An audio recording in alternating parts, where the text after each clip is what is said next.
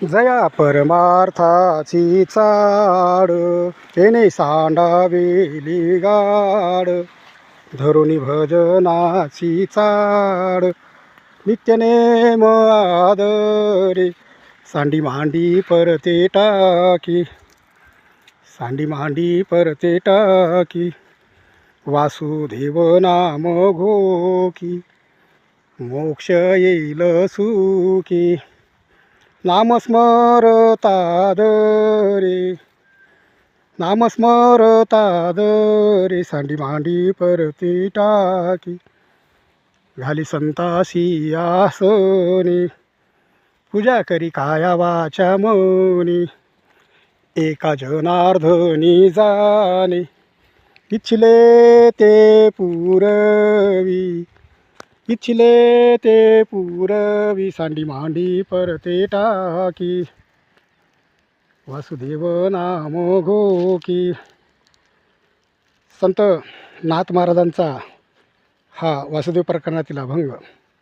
अभंगाचा सारांश असा आहे की अभंगाचा अर्थ असा आहे की ज्याला परमार्थाची इच्छा असेल त्यांनी आपल्या डोक्यातील सगळे विचार बाजूला करायचे, क्लेशयुक्त वातावरण बाजूला करायचं आणि संतांना आदर करून त्यांची काया वाचा मनानं पूजन करायचं आणि वासुदेवाचं नामस्मरण करायचं.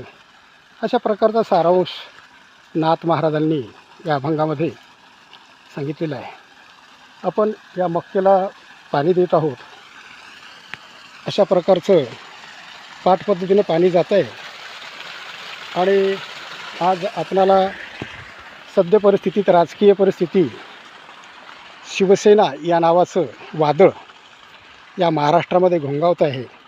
महाराष्ट्रात नाही तर दिल्लीचं तख्त हलवण्याची ताकद आज शिवसेनेमध्ये आहे आणि ही शिवसेना स्थापन करताना छत्रपती शिवरायांचे विचारांनी प्रेरित झालेले आमचे हिंदू हृदय सम्राट माननीय बाळासाहेब ठाकरे यांनी संघटना मराठी माणसं एकत्रित करण्यासाठी मुंबईमध्ये स्थापन केली होती आणि ही मुंबईमध्ये महापौरपदाची निवडणूक झालेली आहे.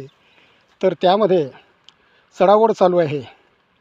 पण बाळासाहेबांचे सैनिकच यामध्ये महत्त्वाची भूमिका बजावतील यात संशय नाही.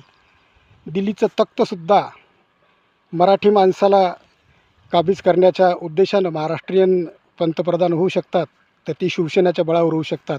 धन्यवाद. जय महाराष्ट्र, जय शिवराय.